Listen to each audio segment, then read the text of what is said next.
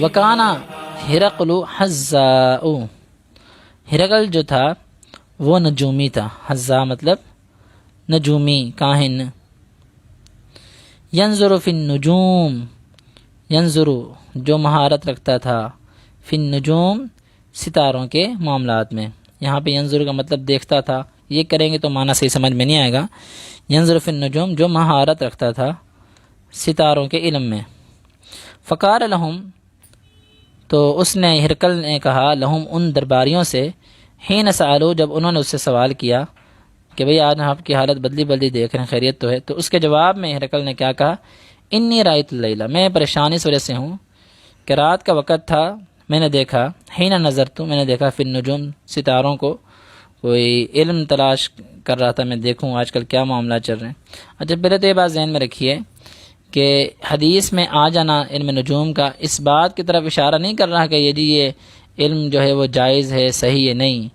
یہ اس وقت جو ہے وہ اب بھی لوگ کرتے ہیں، اس وقت بھی لوگ ستاروں کے ذریعے باتیں وغیرہ معلوم کرواتے تھے، لیکن اسلام نے اسے حرام قرار دیا ہے۔ آپ صلی اللہ علیہ وسلم نے فرمایا ہے من اتا کاہنا او ساحرا، جو بندہ کسی کاہن یا کسی ساحر کے پاس گیا اور اسے جا کے اپنا ہاتھ دکھایا یا فصدقہ، پھر اس کی تصدیق بھی کی، ہاں تو سچ کہہ رہا ہے، فقد کفر بما انزل علی محمد صلی اللہ علیہ وسلم، یقیناً اس شخص نے محمد صلی اللہ علیہ وسلم کی شریعت کا کفر کر دیا ہے۔ تو یہ بات بتانا لازمی تھی کہ علم نجوم کا اس حدیث میں آ جانا اس کے جائز ہونے کی طرف اشارہ نہیں کر رہا، کہیں آپ کو یہ مغالطہ نہ لگ جائے۔ انی رأیت اللیلۃ حین نظرت فی النجوم، جب رات کے وقت میں ستاروں کو دیکھ رہا تھا تو میں نے دیکھا ملک الختانی قد ظہر، ان ستاروں کے علم نے مجھے بتایا کہ جو ختنہ کرنے والوں کا جو بادشاہ ہے نا، قد ظہر، وہ غالب آ گیا ہے، مطلب ایک وقت آئے گا کہ اس نے غالب آ جانا ہے۔ یہ مجھے پیش گوئی کر رہے تھے ستارے۔ اب میرا تم سے سوال ہے، وہ ہرقل کہتا ہے درباریوں سے، کیا تم جانتے ہو فمن یختتن، کون ہے جو ختنے کرتا ہے من ھذا الامہ، اس امت میں، کیونکہ غیر مسلم جو ہیں وہ یہودیوں کے علاوہ تو کوئی ختنے کرواتے نہیں ہیں۔ قالوا، انہوں نے کہا لیس یختتن الا الیہود، یہودیوں کے علاوہ تو کوئی ختنے نہیں کرواتے۔ فلا یہمنک شانہم، اگر آپ کو یہودیوں کی ٹینشن ہے، فلا یہمنک، وہ آپ کو ٹینشن لینے کی ضرورت نہیں ہے۔ فلا یہمنک، بس نہ غمگین کرے آپ کو، شانہم، ان کی حالت، یعنی یہودیوں کی یہ حالت آپ کو پریشان نہ کرے، آپ پریشان نہ ہوں ان کی حالت سے، وہ تو تھوڑے سے ہیں، وہ کچھ کر نہیں سکتے، وہ کوئی آپ پہ غالب آنے والے ہیں، آپ ایسی ٹینشن لے رہے فضول میں ہی۔ اگر آپ کو پھر بھی ٹینشن ہے تو ہمارا مشورہ ہے، وہ مشورہ دے رہے ہیں، وقت بلا مدائن ملکک، اپنی سلطنت کے شہروں کی طرف، وقت آپ لکھ دیجئے، یعنی خط لکھیں، آرڈر جاری کریں، آرڈیننس جاری کریں، الی مدائن، مدینہ کی جمع مدائن، شہروں کی طرف، ملکی کا، اپنی سلطنت کے مختلف جو شہر ہیں سب میں آپ یہ پیغام بھیج دیں، کیا فلیقتلوا، بس وہ قتل کر دیں، من، ہر اس شخص کو، فیہم، جو ان میں ہے، من الیہود، یہودیوں میں سے کوئی بھی یہودی ہے اسے وہ قتل کر دیں۔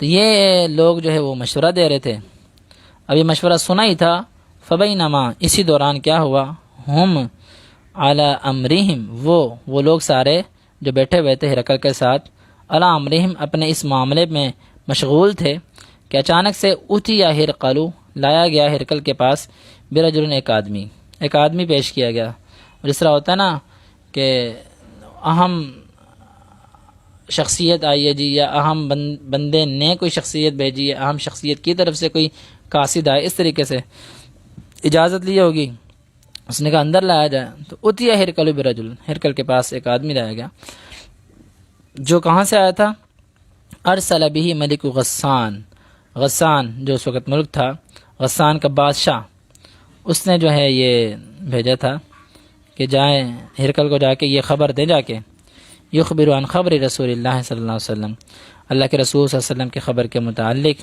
خبر دیں۔ اس سے معلوم ہوتا ہے کہ ہرقل نے پہلے ان سے اس کا مطالبہ کیا ہوگا کہ آپ جو ہیں ہمیں اللہ کے نبی صلی اللہ علیہ وسلم کے متعلق جو خبریں ہیں آپ جانتے ہیں تو آپ بتا دیں، نہیں تو پتہ کر کے بتا دیں، تو وہ قاصد آیا ہوگا خبریں لے کے۔ فلما استخبرہ ہرقل، تو جب ہرقل نے اس سے ساری بات جو ہے وہ سن لی، سارے حالات سن لیے. ٹھیک ہے، اچھا اللہ کے نبی صلی اللہ علیہ وسلم آ رہے ہیں، ٹھیک ہے، نبوت کا دعویٰ انہوں نے کر دیا. اچھا کتنے لوگ؟ اتنے لوگ. کچھ باتیں یہ ابو سفیان رضی اللہ عنہ سے سماعت کر لی تھی. تو پھر کیا ہوا؟ اب جو ہے اس نے کہا اذهبوا، جاؤ، فانظروا، اور دیکھو، امختتن ہوا ام لا، کہ یہ جو محمد صلی اللہ علیہ وسلم کے جو امتی ہیں، ان کے ماننے والے پیروکار ہیں، یہ ختنے کرواتے ہیں کہ نہیں کرواتے؟ فنظروا الیہ، تو وہ گئے غور و فکر کرنے، تلاش تلوش کرنے، ادھر سے پوچھ ادھر سے پوچھتے اسے معلوم ہو گیا کہ ہاں واقعتاً ایسے ہی ہے. فحدثوہ انہ مختتن، تو لوگوں سے جب اس نے پوچھا تو لوگوں نے بتا دیا کہ ہاں بالکل، کہ وہ جو ہے ختنہ کیے ہوئے ہیں آپ صلی اللہ علیہ وسلم کے امتی. کیونکہ وہ اس لیے اس نے سوال کیا کہ اس نے جو رات جو دیکھا تھا کہ قد ظہرا، کہ غالب آنے والا ہے ختنہ کرنے والوں کا بادشاہ، ان کا امیر.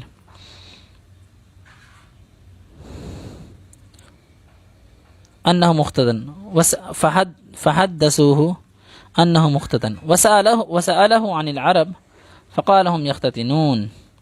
تو پھر بھی اس نے جو ہے وہ ایک تو پوچھا، پھر جا کے عرب سے پوچھا، سألہ، اس نے سوال کیا عن العرب، عرب والوں سے، کہ یہ تو بتاؤ کہ تم لوگ کیا ختنے کیے ہوئے ہوں؟ فقال، ان کا ہم یختتنون، جی ہاں وہ تو ختنہ کرتے ہیں عرب والوں کے. دوسرا یہ ہے سألہ عن العربی، کہ ہرقل نے اس قاصد سے پوچھا، عن العرب، عرب والوں کے متعلق. چلو یہ تو چھوڑو، اب یہ بتاؤ کہ عرب والے یعنی جہاں پہ اللہ کے نبی سے مبعوث ہوئے ہیں، فقال ہم یختتنون، وہ ان کے بارے میں مجھے بتاؤ. تو پھر اس نے جواب دیا ہم یختتنون، وہ تو ختنہ کرتے ہیں.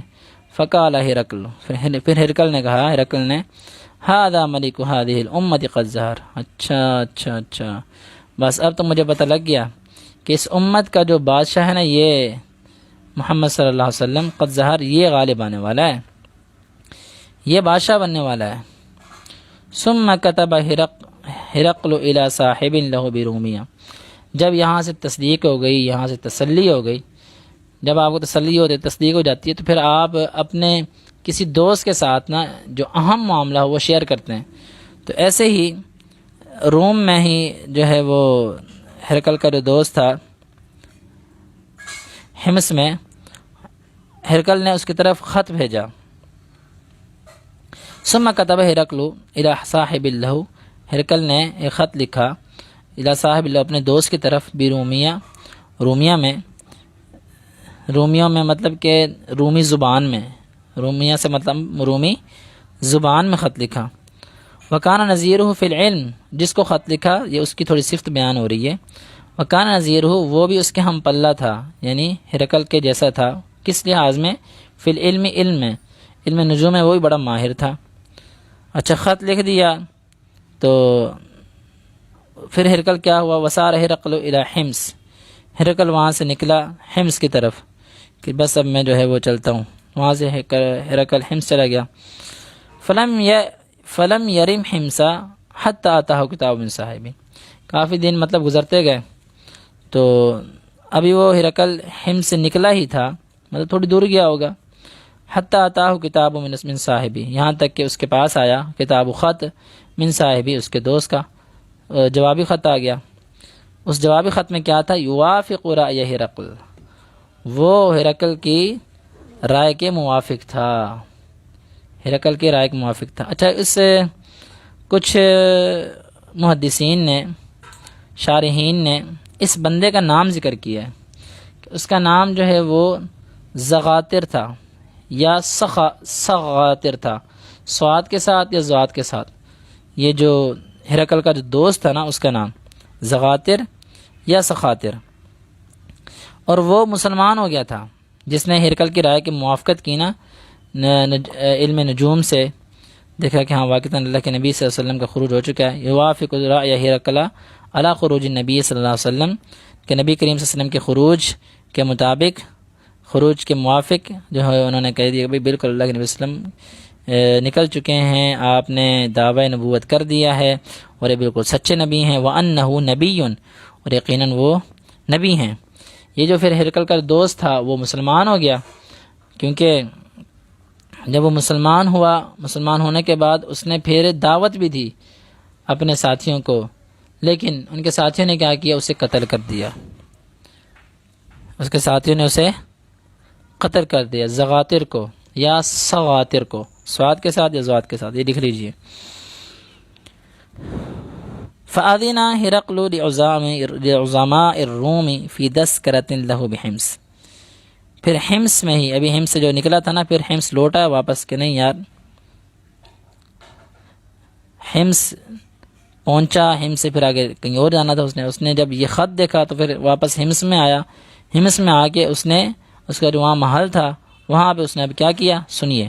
فَأَذِنَ هِرَقْلُ لِعُظَمَاءِ الرُّومِ، حَزِنَ هِرَقْلُ لِعُظَمَاءِ الرُّومِ، روم کے جو بڑے بڑے علماء، عمراء، وزراء، عظماء قسم کے جو لوگ تھے، ہرقل نے ان کو بلایا، فی تذکرۃ، اپنے محل میں، لہو جو اس کا محل تھا، بحمص، حمص میں جو اس کا محل تھا، وہاں پہ اس نے سب کو اکٹھا کیا کہ جی میرے سامنے لایا جائے، طلب کیا، عزینہ طلب کیا۔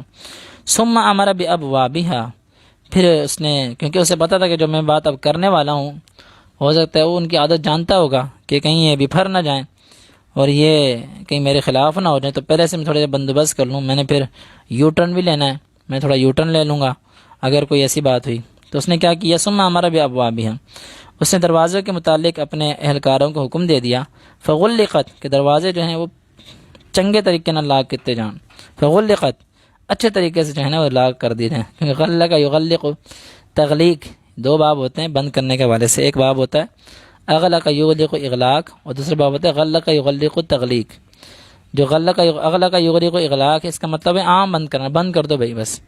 جو غلق یغلق تغلیق ہے، اس کا مطلب ہوتا ہے اچھے طریقے سے بند کر دینا، ٹھیک ہے نا، یعنی ایسے بند کر دو کوئی سے اور بندہ آ کے نہ کھول سکے، تو اس سے مراد تالے ہی ہو سکتے ہیں کہ تالے لگوا دیے ہوں گے کوئی اور بندہ کھول نہ سکے۔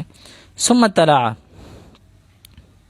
پھر وہ ہرقل جو ہے وہ اپنے انہیں وزراء وغیرہ کی طرف نکلا، فقال، اس نے کہا، یا معشر الروم، دیکھو میں تم سے بہت اہم بات کرنے والا ہوں، اے رومیوں کی جماعت، هل لکم فی الفلاح والرشد، کیا تمہارے لیے کوئی فلاح میں، کامیابی میں، والرشد اور ہدایت میں کوئی حصہ ہے تمہارا، مطلب تم چاہتے ہو کامیاب ہونا، تم چاہتے ہو ہدایت حاصل کرنا، وَأَن يَثْبُتَ مُلْكَكُمْ، اور کیا تم چاہتے ہو کہ تمہاری یہ سلطنت ثابت رہے، باقی رہے۔ یہ پہلے یہ دو تین باتیں کی، اس لیے باتیں کی کہ میں جو اب بات کرنے والا ہوں نا، اس بات کے عمل کرنے میں تمہیں یہ ساری چیزیں مل سکتی ہیں، ہدایت بھی، رشد بھی، کامیابیاں بھی اور سلطنت بھی۔ وہ کیا بات ہے، فَتَبَايَعُوا هَذَا النَّبِيَّ صلی اللہ علیہ وسلم، تم ایسے کرو، اس نبی صلی اللہ علیہ وسلم جو نبی ظاہر ہو چکا ہے، اس کی اتباع کر لو، اس کی پیروی کر لو، تو یقیناً تمہیں کامیابی بھی ملے گی، ہدایت بھی ملے گی، تمہاری سلطنت بھی باقی بچے گی اگر تم اس نبی کی اتباع کر لیتے ہو۔ فحاسوا حیثۃ حمر الوحش الی الابواب، جب انہوں نے یہ بات سنی کہ یہ ہمارا بادشاہ کہہ رہا ہے، تو کیونکہ اب وہ کچھ کہہ تو نہیں سکتے تھے اس کو، بادشاہ کو سامنے فوراً سے جواب یہ ہے کہ باہر ہی نکل سکتے تھے، باہر نکل کے جا کے پھر آپس میں کوئی مشورے ہوتے، الگ میٹنگ ہوتی نا، بادشاہ کے خلاف الگ میٹنگ ہوتی کہ بھئی اب اس کو ہم نے نکالنا ہے یہاں سے، اس کی سلطنت ہمیں نہیں چاہیے، یہ تو مسلمان ہونا چاہ رہا ہے، یہ تو اپنا مذہب بدل رہا ہے اور ہمیں بھی بدلوانے کا کہہ رہا ہے۔ فحاسو، پس وہ دوڑے، حیثۃ حمر الوحش، وحشی گدوں کی طرح دوڑنا، جس سے وحشی گدے دوڑتے ہیں ایسے وہ وہاں سے دوڑ پڑے، الی الابواب، دروازوں کی طرف۔ فوجدوها، لیکن جب دروازوں پہ پہنچے انہوں نے وہاں دیکھا، وہاں پایا، قد غلقت، کہ وہ تو بڑے مضبوط طریقے سے بند کیے ہوئے ہیں، مطلب تالے شارے لگے ہوئے ہیں۔ جب اس نے یہ دیکھا تو وہاں رک گئے۔ فلما رأى ہرقل نفرتهم، پھر جب ہرقل نے ان کی نفرت کو دیکھا، یار یہ اتنی نفرت کرتے ہیں اللہ کے نبی صلی اللہ علیہ وسلم سے، اسلام کے مذہب سے، وَأَيِّسَ مِنَ الْإِيمَانِ، اور وہ خود بھی مایوس ہو گیا ایمان سے، کیونکہ جو بندہ لوگوں کی صرف تعریف چاہ رہا ہوتا ہے، جو بندہ لوگوں کی طرف سے جو ہے وہ خوش آمدی چاہ رہا ہوتا ہے، لوگوں سے سجدے کروا رہا ہوتا ہے، اب اس کے سجدے جو ختم ہونے لگے، بند ہونے لگے، ایک تو یہ بات ہے، اب اس کی کسی بھی بندے نے بات ماننی نہیں ہے، ایک یہ بات ہے، تو وہ اب یو ٹرن لینا چاہ رہا ہے، اور دوسری بات یہ ہے کہ اس کو خود کو اپنی موت کا ڈر ہو گیا کہ کہیں اگر یہ لوگ باہر گئے اور میرے خلاف میٹنگ کرنا شروع کر دی اور پھر علیحدہ ہو گیا، اگر میں مسلمان ہو گیا تو جس طریقے سے میرا دوست قتل ہوا ہے جس نے اسلام قبول کیا تھا، ہو سکتا ہے میں بھی قتل کر دیا جاؤں۔ یہ ڈر اس کے دل میں آ گیا، تو ڈر آیا، نفرت دیکھی، قال ردوہم علیہ، کہا وہ ان کو لے کے آؤ میرے پاس، دوبارہ لے کے آؤ۔ اور یار میں تو چیک کر رہا تھا تمہارا ایمان کس قدر ہے اپنے اس دین پہ۔ وقال، اور ساتھ کہا، انی قلت مقالتی آنفا، میں نے جو ابھی کہا تھا نا کچھ، انی یقیناً میں نے کہا مقالتی اپنی گفتگو جو میں نے کی تھی ابھی، آنفا ابھی، اختبرو، وہ تو میں امتحان لے رہا تھا، اختبرو میں امتحان لے رہا تھا، بہا اس کے متعلق، شدتکم تمہاری شدت کا، علی دینکم تمہارے دین پہ، میں یہ دیکھنا چاہ رہا تھا کہ تم اپنے دین پہ کس قدر کتنی شدت سے ثابت ہو کہ نہیں ہو۔ وہ میں نے دیکھ لیا، فقط رہی تو پس تحقیق میں نے دیکھ لیا واقعتاً، بھائی تم لوگ تو بڑے اپنے دین پہ قائم ہو، میں یہی تو چاہ رہا تھا۔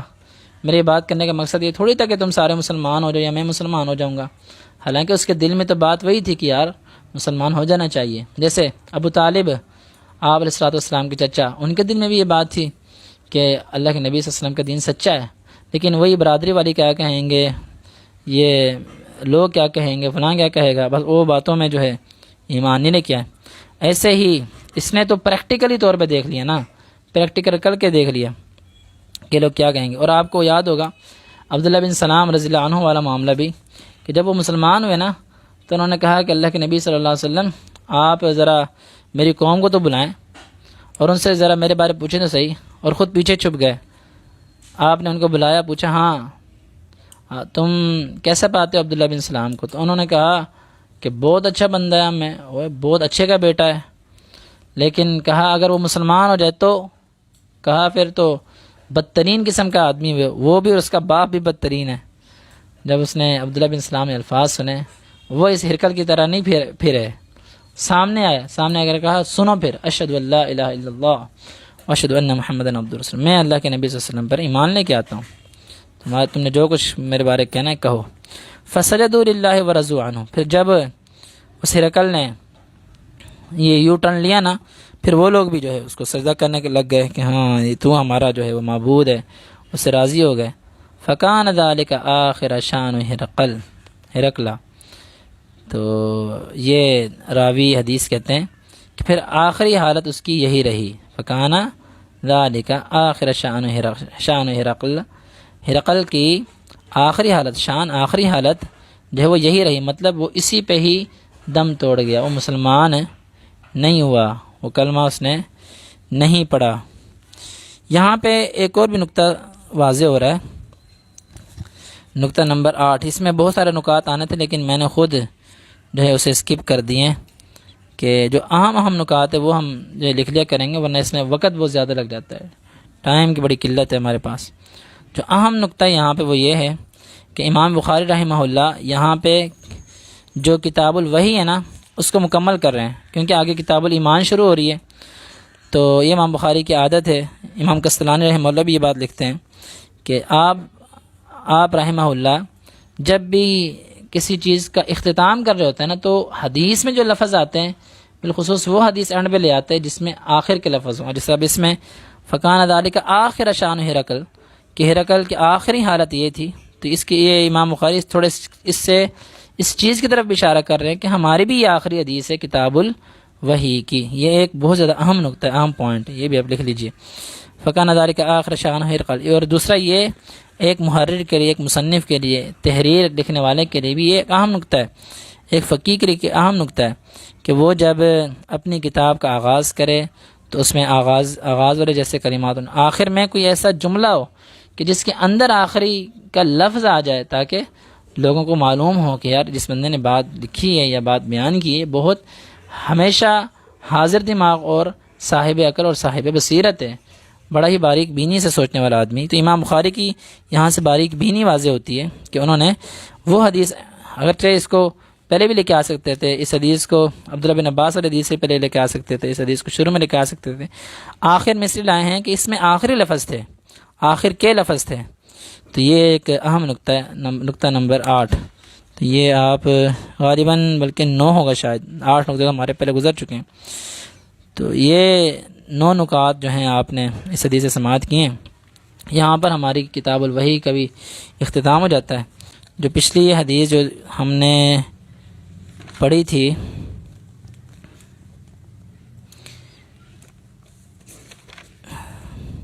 اسی خط والی حدیث، خط والی اس کا جو پہلا حصہ ہم نے پڑھا تھا، اس میں بھی کچھ نکات تھے، ذرا اس کی طرف بھی توجہ ہو جائے. آخر میں وہ نکات آپ لکھ لیں، حدیث نے ترجمے سے تو ہم نے پڑھ لی تھی، نکات لکھ لیں. ایک تو نقطہ یہ تھا کہ اللہ کے نبی صلی اللہ علیہ وسلم اور قریشیوں اور ابو سفیان کے درمیان جو معاہدہ تھا، اس معاہدے کی آپ صلی اللہ علیہ وسلم پاسداری آپ نے کی ہے، لیکن توڑا کنہوں نے تھا؟ یہ کفار مکہ نے تھا. پھر اس کی وجہ سے پھر یہ فتح مکہ ہوا تھا، وہ والی جنگ شروع ہوئی تھی. اس سے یہ نقطہ ہمارے لیے ثابت ہو رہا ہے کہ ہمیں بھی معاہدوں کی پاسداری کرنی چاہیے. جو وعدے کیے جائیں نا، اس پہ قائم اور دائم رہنا چاہیے، اسے توڑنے نہیں چاہیے. اسی طریقے سے دوسرا نقطہ، ہرقل کا جو سوال کرنا ہے ابو سفیان سے، اور پھر ابو سفیان کا جو جواب دینا ہے ہرقل کو، اس میں بہت سارے سوال تھے. ویسے تو جو ایک اہم سوال ہے، فاشراف الناس تبعوہم ضعفاؤہم، یہ کہ اس کی پیروی کرنے والے لوگ امیر ہیں کہ غریب ہیں؟ تو انہوں نے کہا جی اس کی پیروی کرنے والے لوگ غریب ہیں. یہاں سے ایک نقطہ ثابت ہوتا ہے کہ اللہ کے نبی صلی اللہ علیہ وسلم کی اتباع کرنے والے اکثر غریب ہوں گے، امیر نہیں ہوں گے. وہ کیسے؟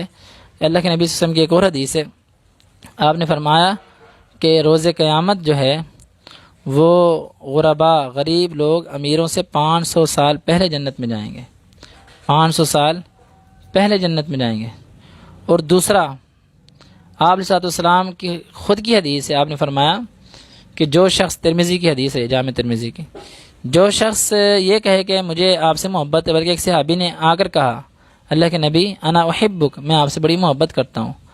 آپ نے اس سے کہا سوچ لے. اس نے پھر سے کہا نہیں اللہ کے نبی مجھے آپ سے بڑی محبت ہے. آپ نے پھر کہا کہ سوچ لو. اس نے پھر کہا تیسری مرتبہ. پھر آپ نے کہا سنو، جو شخص مجھ سے محبت کرتا ہے، غربت، فاقہ، غریبی اس کی طرف ایسے آتی ہے جیسے دریاؤں سے، سمندروں سے پانی بہہ کے آ رہا ہوتا ہے، ایسے غربت اور غریبی اس کی طرف ایسے آتی ہے. پتہ چلتا ہے کہ جو شخص اب اللہ کے نبی سے محبت کا دعویٰ کرے، وہ پھر یہ بھی اس خواہش کا اظہار رکھے جی میں امیر ہی رہوں ہمیشہ، نہ. اگر اس کو پھر اللہ تعالیٰ غریبی سے بھی نواز دینا، مطلب یہ ہوگا الحکم للاکثر، یہ اکثر کے لیے، ہر ایک کے لیے نہیں. اللہ سے محبت کرنے والے لوگ امیر بھی بہت ہیں، امیر بھی بہت اللہ کے نبی سے محبت کرتے ہیں، ایسی بات نہیں ہے. لیکن الحکم للاکثر، اکثر کے تحت، الحکم للاکثر، اس رول، اس اصول کے تحت یہ بات سامنے واضح ہو رہی ہے کہ اکثر لوگ، اکثر غریب لوگ جو ہیں وہ اللہ کے نبی صلی اللہ علیہ وسلم سے محبت کرنے والے ہیں. تو یہ فاشراف الناس تبعوہم ضعفاؤہم، یہ دوسرا نقطہ ہمارے سامنے تھا.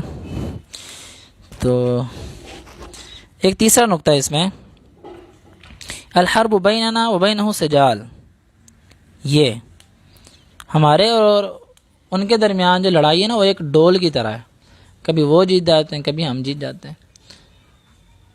تو اس سے محسوس اور معلوم ہوتا ہے کہ اگر غیر مسلم سے مسلمان شکست بھی کھا جائے تو مسلمان کو اپنے اسلام اور اپنے ایمان کو چھوڑنا نہیں چاہیے. کیا اللہ کے نبی صلی اللہ علیہ وسلم نے، آپ کے صحابہ نے غیر مسلموں سے کیا شکست نہیں کھائی؟ اور اللہ نے یہ جان بوجھ کے شکست کھلوائی ہے، آزمائش کے لیے، میں دیکھوں کہ کون سا مسلمان ثابت قدم رہتا ہے. آ رہی سمجھ؟ تو یہ ایک بہت ہی اہم نقطہ ہے کہ ہم دیکھیں نا کہ ہم یہاں اس مقام پہ ہار رہے ہیں، ہمیں مایوس نہیں ہونا چاہیے اپنے اسلام سے. اور اس میں ایک اور بات ایڈ کر لیں، جیسا کہ میں آپ کو ایک تھوڑی سی مثال سے سمجھا دیتا ہوں. جیسا کہ آپ نے دیکھا ہوگا کہ جب پاکستان یا انڈیا کا میچ دیکھ لیں، میچ چل رہا ہو اور انڈیا سے پاکستان اگر جیتتا ہے تو وہاں بلوا، واہ بلے بلے، یہ وہ. لیکن جب ہار رہا ہوتا ہے تو پھر یہ مایوس ہو جاتے ہیں، ہمارے کرکٹرز کو ہی گالیاں دے رہے ہوتے ہیں، حالانکہ وہ مسلمانوں کو گالیاں دے رہے ہیں، ان کو یہ چیز نظر نہیں آ رہی، یہ ان کو برا بھلا کہنا شروع کر دیتے ہیں۔ اس میں ان کا کوئی قصور نہیں ہے۔ ہاں اگر وہ انہوں نے کرپشن کی ہے یا فکسنگ ہوئی ہے وہ ایک الگ بات ہے، وہ تو انہوں نے اللہ کو جواب دینا ہے، لیکن جو مجموعی طور پہ بات کہی جائے وہ یہ نہ کہی جائے، وہ یہی کہی جائے الحرب بیننا وبینہم سجال، کہ جی یہ اللہ کی طرف سے، کبھی مسلمان بھی جیت جاتے ہیں کبھی غیر مسلم، اور یہ جیت ہار جو ہے اس کا تعلق یہ دیکھیں نا جنت اور جہنم میں جانے سے تھوڑی ہے، اس جیت اور اس ہار کا تعلق نہیں، یہ تو ایک انسان کی آزمائش سے اللہ تعالیٰ آزمانا چاہتے ہیں۔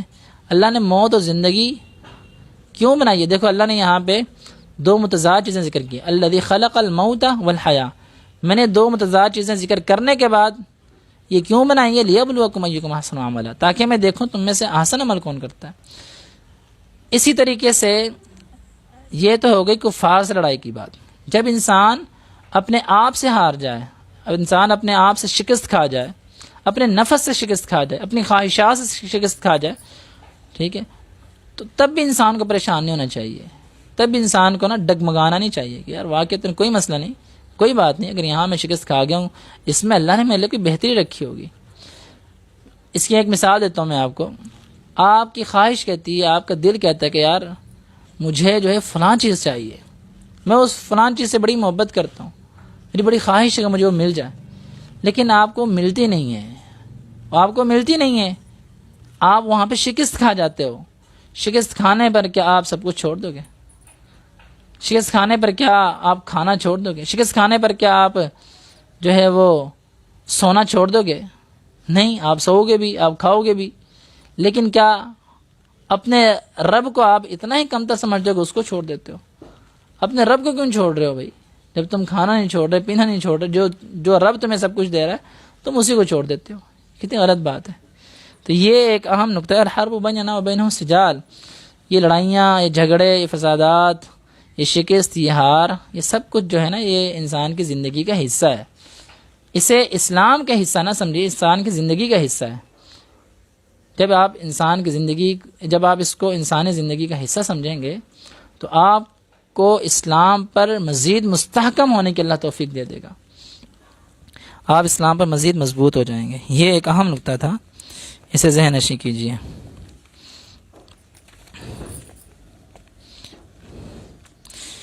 اچھا، اس میں جو ہے نا اس پورے واقعہ میں ایک نقطہ ثابت ہوتا ہے، وہ کون سا ہے؟ ہرقل کی ذہینی یا ہرقل کا ذہین ہونا، ہرقل کی ذہانت جو ہے وہ اجاگر ہو رہی ہے ہمارے سامنے۔ ہرقل بڑا ذہین آدمی تھا، جیسے اس نے سوالات کیے، پھر سوالوں کے جواب خود سے بھی دیے، پھر بتایا کہ ایسے ایسے نبی ہے، پھر بالخصوص علم نجوم میں اس کا ماہر ہونا، بڑا ذہین بندہ تھا۔ اللہ کے نبی صلی اللہ علیہ وسلم نے اسے اسپیشل دعوت دی ہے، اس نے وہ دعوت دیکھی بھی ہے اور اس نے دعوت کی تصدیق بھی کر دی ہے۔ اس نے موافقت کرنے کے لیے، یہ جو نقطہ میں آپ کو بتانا چاہ رہا ہوں، موافقت کرنے کے لیے اپنے ایک دوست سے، ساتھی سے اس کا مشورہ بھی کیا ہے۔ تو اس کی جو ذہانت ہے نا، اس کی ذہانت نے اسے متکبر نہیں بنایا اس مقام پہ۔ کس لحاظ سے؟ مشاورت کے لحاظ سے۔ ایمان نہیں لے کے اس پہ تو متکبر ہوا، لیکن مشاورتی طور پہ متکبر نہیں ہوا۔ اب ہم کیا کرتے ہیں؟ ہم ذہین اپنے آپ کو جب سمجھنا شروع کر دیتے ہیں نا تو ہم کسی سے مشورہ ہی نہیں لیتے، میں بڑا ذہین ہوں۔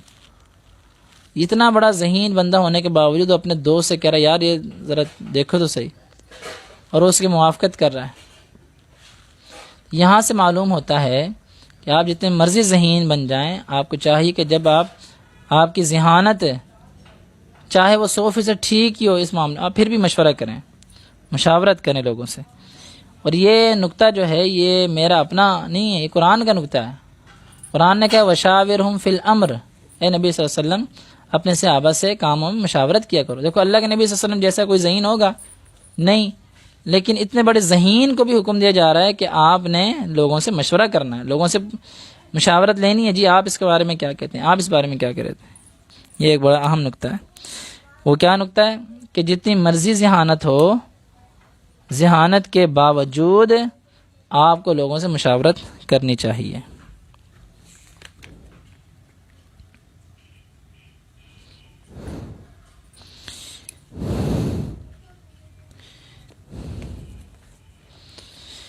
بس یہ 4 نکات کافی ہیں، بہت زیادہ اہم ہیں، آپ اس پہ غور کریں، فکر کریں۔ اللہ رب العزت سے دعا ہے رب العالمین مجھے اور آپ کو مکمل طور پہ قرآن سے سچی محبت نصیب فرما دے۔ اقول قولی ھذا استغفر اللہ لی ولکم ولسائر المسلمین وآخر دعوانا ان الحمد للہ رب العالمین۔